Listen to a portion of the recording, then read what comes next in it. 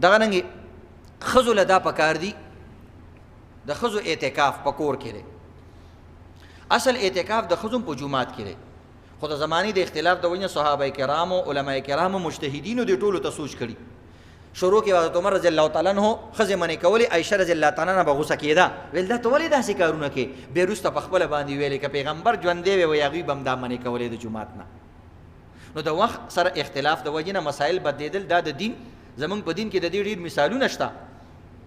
نو بهرحال ښځې به په کور کې اعتکاف کوي، خو ښځو له دا پکار دا دي چې کومه کمره کې کیني هغه پوره کمره د اعتکاف دپاره ځان له مقرره کړي، نو دې کې به لږ اساني وي هغې ته.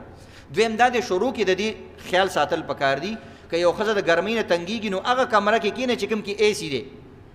بیا اکثر وروسته چې ګرمي زیاته شي وایي چې دې اے سی کمرې ته به واوړو، نه بس بیا به اے سی ځان ته راړې، بیا به ته نه اوړې. نو پوره کمره اعتکاف دپاره کول پکار دي چې پکې ګرځي را ګرځي، ماښام ټایم کې پکې لږ ورزش هم کولی شي، تاویدې را تاویدې شي پکې. او دا شان چې کوم دی دا یاد لرئ ښځو بعضې کارونه ځان باندې لازم کړي او دې سره اعتکاف ماتېږي، هغې سره نه ماتېږي. چې کومه ښځه په اعتکاف کې ناستي او پیاز ټماټر سبزي غوښه وغیره کټ کوي، دا پکې بالکل جایز دي بلکې بهتر دي پکې، ځکه دا عبادت دی، دا روژه ماتې تیاریږي د روژهدارو دپاره. نو ښځو له په دې کارونو کې په خدمت کې هم شرکت اخیستل پکار دي. بعضې ښځې د دې وجې نه اعتکاف ته کېږي چې به د کارونو نه به خلاص شو، د خانګل نه به یو لس ورځې بېغمه شو. نو نه، په هلته هم چې کوم دی کار کولی شي، پیاز ټماټر وغیره کټ کولی شي، خو د هغې دپاره به بار نه راوځي. جینۍ ته به آواز کوي جینۍ ټماټر راوړه چې کټې کړم، هغه پیاز راوړه چې کټې کړم، دا خبرې هم پکې کولی شي، دا د ضرورت خبرې دي. نو داسې کمره کې کېناستل پکاري شي، باتروم هم پکې وي، ټول سهولیات پکې وي، مخکې نه د دې خیال ساتئ. وروسته بیا کمرې بدلول او سیزونه بدلول دا جایز نه دي. بعض خلک چې کوم دی په اعتکاف کې بالکل خبرې نه کوي، نو آیا دام عبادت دی؟ نو دا یاد لري عزتمندو خاموشي زمونږ په دین کې عبادت نه دی، اصلا عبادت نه دی.